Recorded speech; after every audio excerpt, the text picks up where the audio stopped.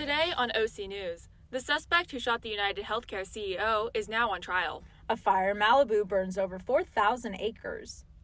And a Fullerton light display celebrates its 20th year. OC News starts right now. This just now in tech news, the first responder on the There's been a lot of collaborative efforts feel over the years. blessed to be here in Fullerton. Brought to you by the Broadcast Journalism students at Cal State Fullerton. OC News starts right now. Hello, and welcome to our last show of the 2024 fall semester. I'm Juliana White. And I'm Ariana Hartman. OC News is brought to you by the Broadcast Journalism students of Cal State Fullerton. New York prosecutors has charged 26-year-old Ivy League graduate Luigi Mangione with murder following the assassination of United Healthcare CEO Brian Thompson. Mangione was apprehended at a McDonald's in Altoona, Pennsylvania on Monday following a call reported by an employee. Ending the 5-day manhunt, authorities found a 3D printed ghost gun, a silencer, a New Jersey fake ID in his possession, as well as a handwritten manifesto criticizing corporate America. Mangione is being charged with second-degree murder rather than first-degree due to prosecutors aiming to come to a conclusion that the case will end quickly.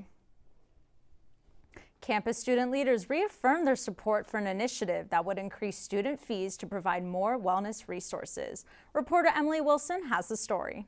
Last week, Associated Students leaders approved an updated version of the Wellness Initiative, a comprehensive plan to expand basic needs resources, establish a wellness center on campus, and many other goals. These are all foundations that are just basic needs that students need for us to be able to succeed academically. And especially with many of the populations we serve on campus, being able to be like, you can get these services, it goes beyond anything. It would also raise the campus union student fee by $365 over the course of 4 years, beginning with a $40 increase next fall. The current campus union fee is $170.66. The plan was created in 2022, and this year's groups of student leaders are the third class to work on the project. When the plan was initially conceived, then campus president Framrose Vergy was set to retire, so he wasn't able to approve it. It was hard, I'm not going to lie, to not have it signed by him because he seemed so supportive. You know, we had our one-on-one meetings every month, and that was really hard to not ultimately have his support when he told us that we had his support. Last spring, interim president Sylvia Alva rejected the plan, instructing ASI to talk to students again to see if they were still in favor of raising the fee in light of recent CSU tuition increases. If there hadn't been presidential changes, it probably would have been wrapped up in 1 year. For no other reason, I think that's what's delayed the implementation. Current President Ronald Reagan will receive the initiative this week to approve, deny, or send it back. Essentially, the student leaders created this plan because they felt that students didn't have enough resources outside of the classroom.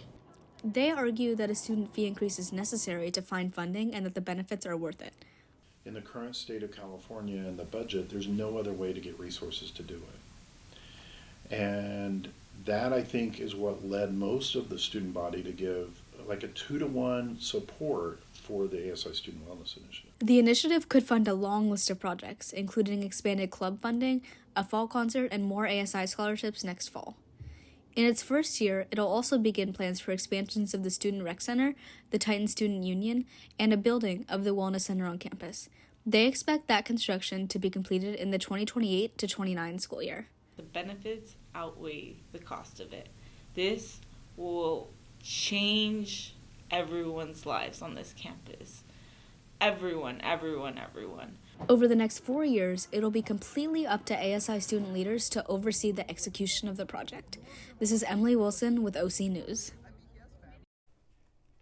Local Orange County nonprofit Onco Ballet strives to provide free dance classes for those facing cancer. I got a chance to speak to them to learn more about their story. At just 29 years old, Anna Wassman Cox became a 2-time breast cancer survivor.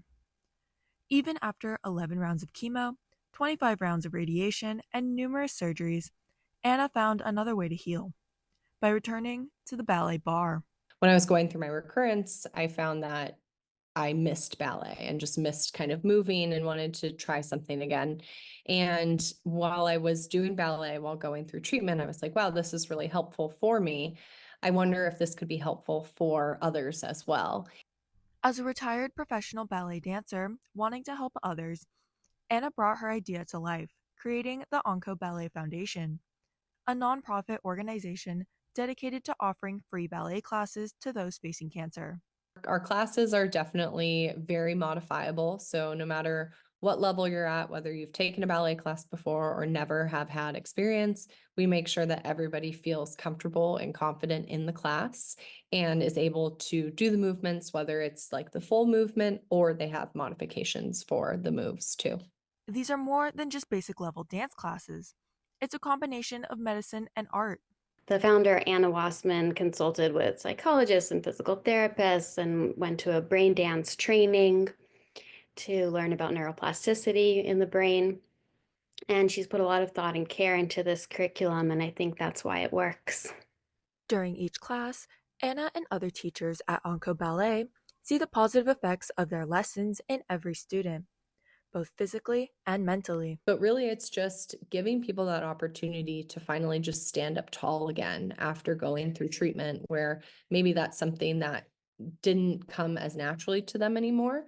They just feel like they can finally just stand up straight and feel confident in their own bodies, where it's, I've even seen in some of our first few classes with people, just giving them that permission to finally stand tall and be confident in their own bodies again has brought them to tears because they're just so proud and happy that they can dance and do something like this. Founded in 2023, Onco Ballet does not have their own studio to call home yet. Instead, they partner with other local studios and hospitals around Orange County to rent out spaces for classes. It's amazing to have a safe space for people to feel like they can move their bodies, to find happiness, and to explore their artistic expression. Not all of their work stays in the studio. Some students got the opportunity to show off their skills on stage during the SoCal Ballet Scene Festival at the Carpenter Performing Arts Center in Long Beach. We invited 15 participants from our Onco Ballet classes, many of whom had never danced before and never performed before. And they had a chance to have a world premiere piece choreographed on them by a cancer survivor. As the new year approaches, Onco hopes to continue expanding their reach across the country, uplifting cancer patients and survivors on their journey of healing. I'm Juliana White with OC News. Up next, Andrew Gutierrez has an update on the Franklin fire that continues to grow in Malibu. And we go live to the TSU basement where Anthony Mendolia shares a way for Cal State Fullerton students to de-stress. All this and more coming up after the break.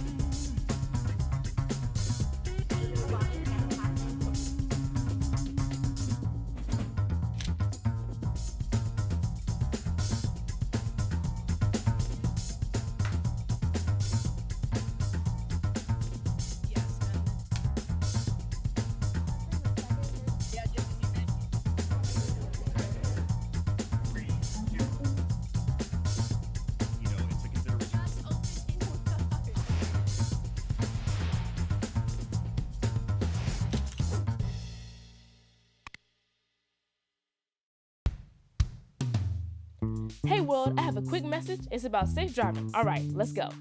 Anytime you're driving, have the seatbelt buckled tight. Both hands on the wheel and your phone out of sight. When not in your hand trying to text somebody back. Because if you do, your car might get smacked. The moral of the story, just put your phone down. The people on the road will stay safe and sound. Put your phone down, put your phone down. People on the road will stay safe and sound. Yeah.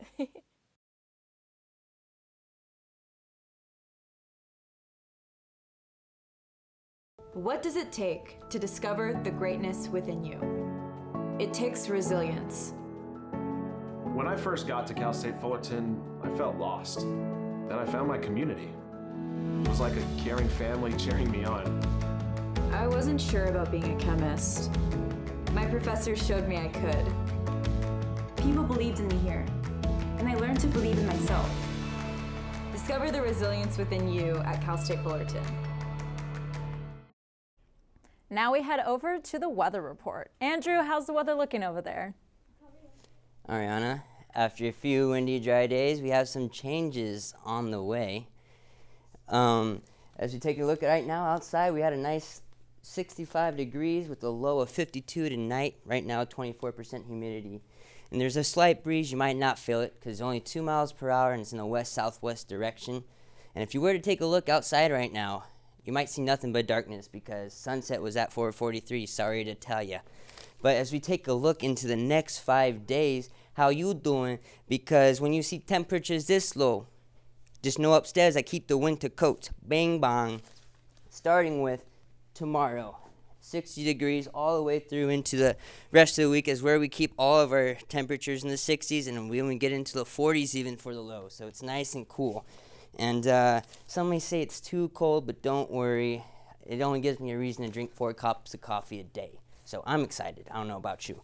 And I got more news up on the Pepperdine update. Right now it is currently the Franklin Fire, which began on Monday. So it's currently at about nearly 4,000 acres and is only at 7% containment. Thankfully, there has been no deaths or injuries reported in the correlation with the fire.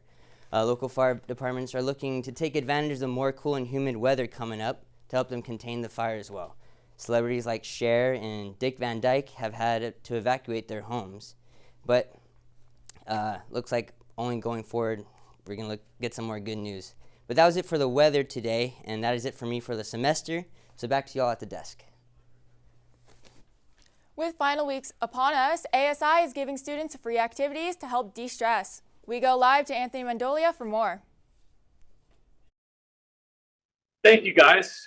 With finals week just around the corner, it's very likely that a lot of students here will soon become quite stressed out. Luckily, ASI is holding an event right here in the TSU basement called Late Night with Titan Bowling Billiards. Behind holding this event for ASI, I feel like it was a way to get everyone together. You know, after finals week, it's a stressful week for everyone.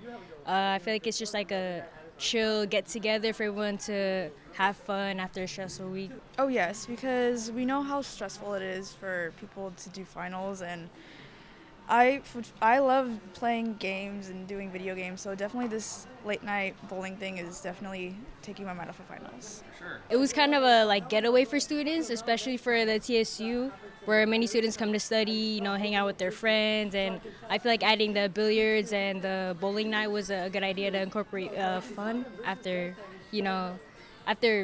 going through a tough day with class and everything, so.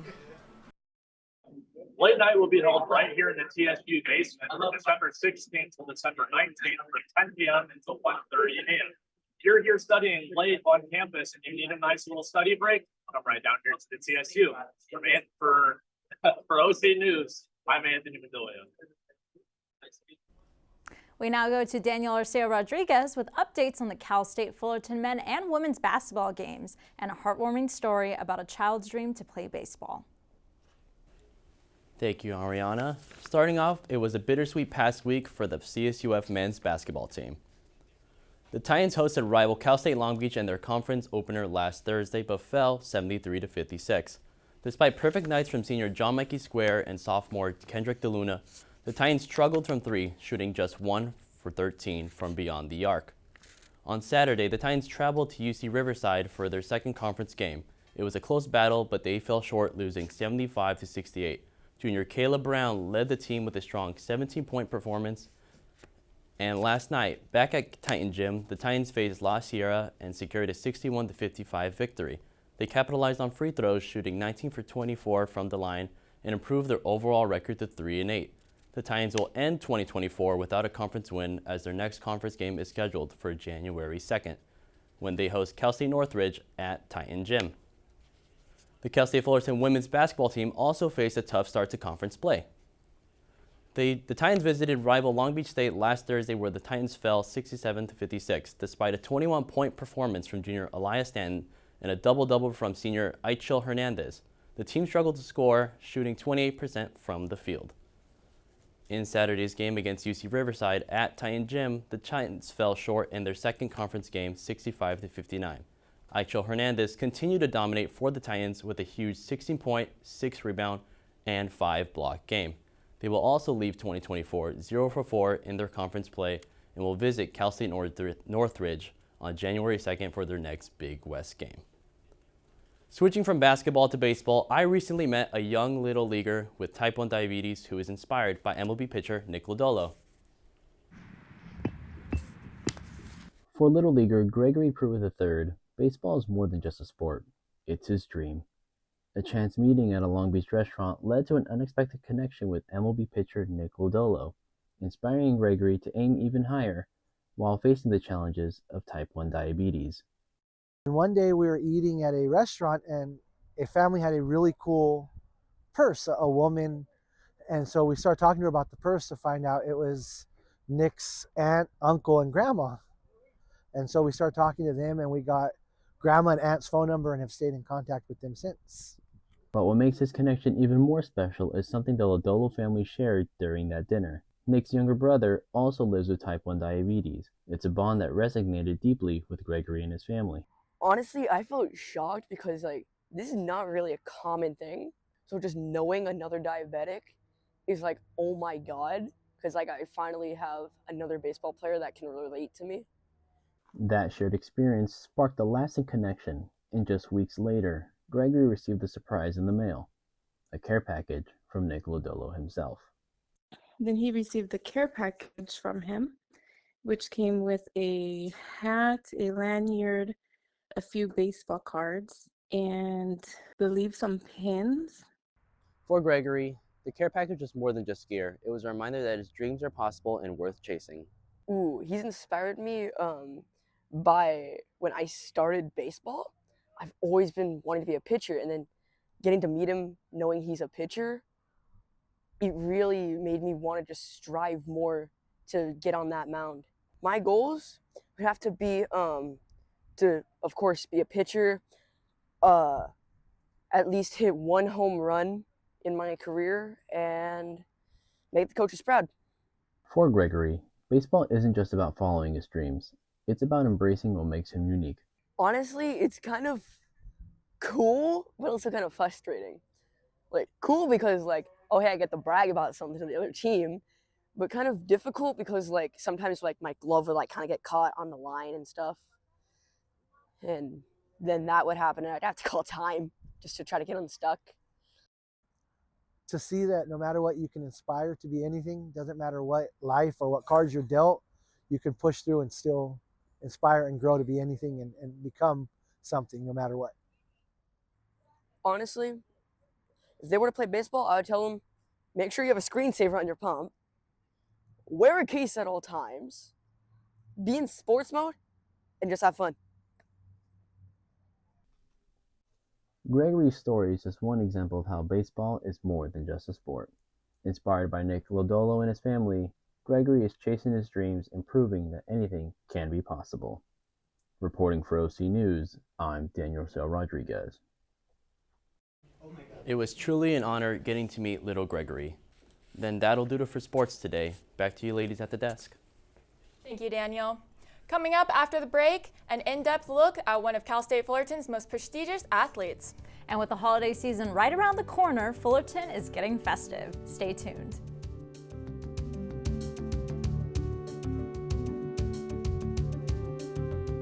Stem is precise, no margin for error. Dare to forget that. Dare to have fun with it. Get weird with it. Dare to send those old STEM theories flying past the neighbor's house into outer space. Dare to program something internet-breaking, record-breaking. Dare to blow their minds. Dare to learn the difference between sedimentary and metamorphic rock. Go find those rocks. Dare to keep daring. Dare to STEM. Check out She Can STEM to get started. Hey, Titan community. On behalf of the Roshan family, my wife Lynn, our son Allende, our daughter Nia, and also our four-legged loved one Jazz, we want to wish you all a happy holiday season. There's no better way to bring this season in than with a little Titan spirit.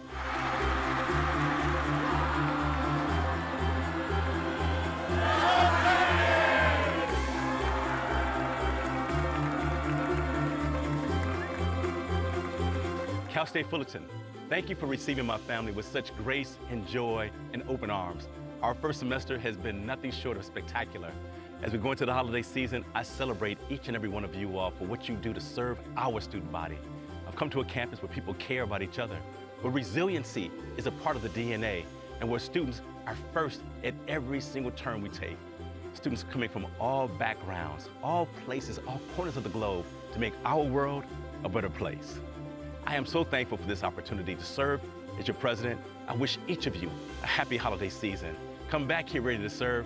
Come back here ready to uplift. May the new year bring you peace, joy, grace, and great health. Happy holidays!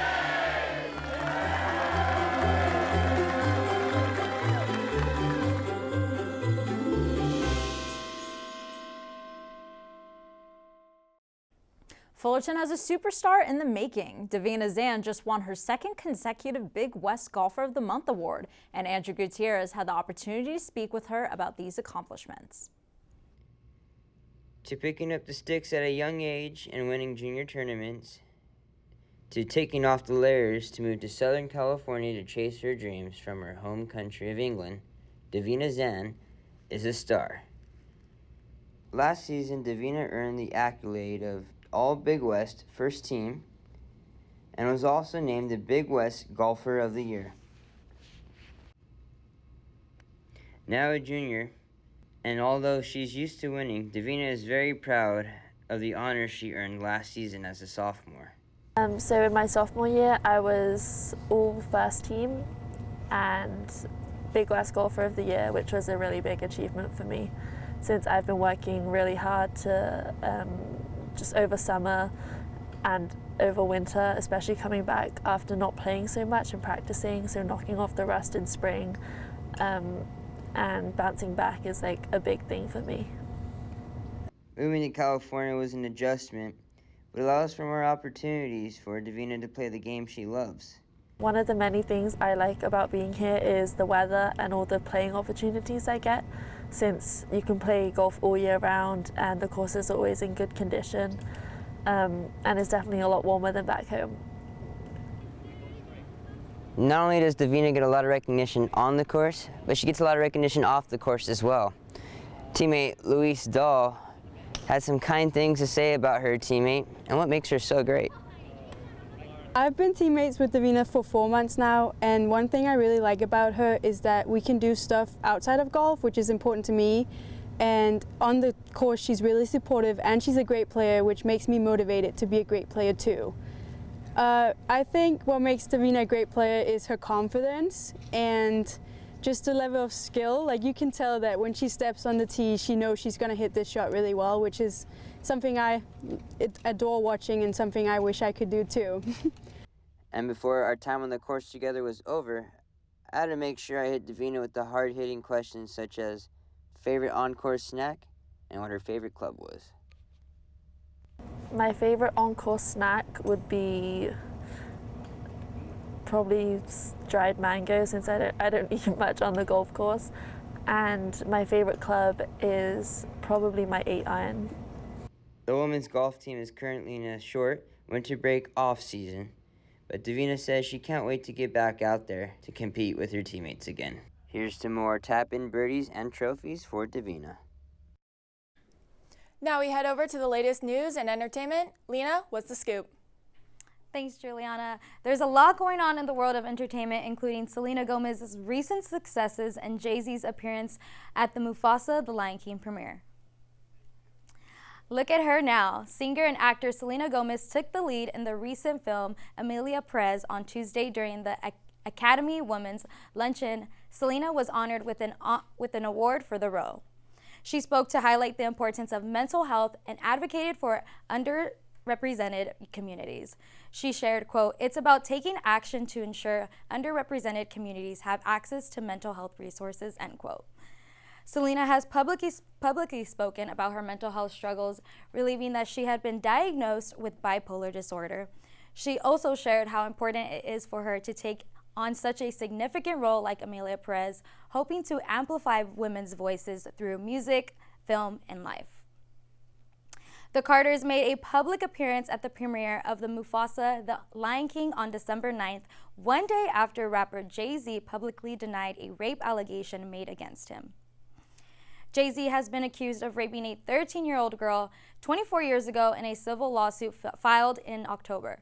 After first listing Sean Diddy Combs as a defendant, the suit has been amended to include Jay-Z. On December 8th, the rapper denied the allegation on the X account of his entertainment company, Rock Nation. He said that the filing was a, quote, blackmail attempt. That's all for the entertainment news I have for you tonight. Back to you, Ariana and Juliana. Sparkleball Lane, a Christmas light display right here in Fullerton, is celebrating its 20th year, spreading holiday cheer and uplifting their community. I had the chance to speak to some of the residents about its impact. By day, this Fullerton neighborhood may look strange, with plastic ball decor hanging from the trees and deflated Christmas decorations on the ground. But by night, it's transformed into Sparkleball Lane, a Christmas light display experience now in its 20th year.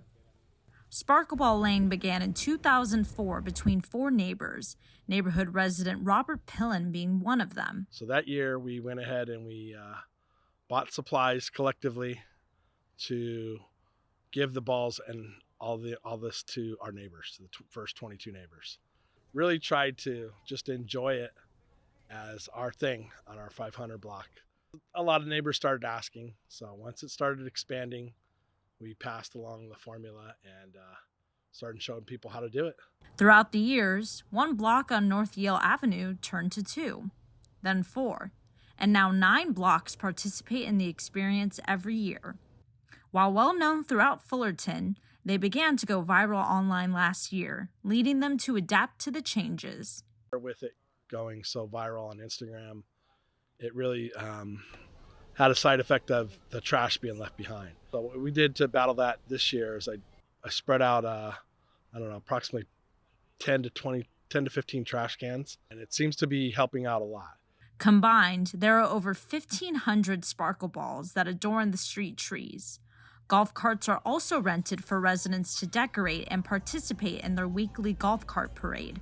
For newer residents like Chris Fox, participation was no question. The people that we bought the home from, they told us, by the way, there's going to be a lot of things going on here at the end of each year with Halloween and then with Christmas and the Sparkle Ball tradition that they have here. So we didn't know exactly what we were getting ourselves into. They did a good job of letting us know, and we, quite frankly, were very excited about it. The things they do is such a throwback to when we were children that we just hit the ground running. It's all friendly competition, but these houses go as far as constructing their own decorations and dressing up to hand out candy to kids passing by. While the sparkle balls and Christmas decor are the main appeal of this area, another thing that the residents do is come together with other Fullerton locals to host events to help each other. Resident Chad Harmon is known to host events under the Sparkle Balls to attract Fullerton residents. His most recent event was hosted alongside Karen Clausenbussel to raise money for childhood cancer. They were already doing beautiful Christmas parties like this. And she knew of my story and my husband's story. We had a son who died of neuroblastoma about 3 years ago. And she said, you know what, this year we want to make it a fundraiser, not just a Christmas party, but a Christmas party buffet fundraiser. It's so magical because it's all lit up and perfect, and that really was one of the biggest selling points. Sparkle Ball Lane is proof that when a community comes together, any idea, no matter how small, can become something much bigger. Reporting from Fullerton, I'm Mariana Hartman with OC News. Juliana and I actually had the chance to go to Sparkle Ball Lane a few nights ago, and I've been there a few times myself, but it was actually Juliana's first time there. What'd you think? I thought it was super fun. I loved seeing all the decorations. It brought Christmas joy to me, which was very much needed during finals week. Titans, definitely make sure to go check out Sparkle Ball Lane. It's just a few streets away. Thank you so much for tuning in to our final show of the 2024 fall semester. Thank you to all the Titan TV staff and interns for making all of these shows possible. From OC News, I'm Juliana White. And I'm Ariana Hartman. Thank you again for tuning in, and make sure to check out our newscasts next semester.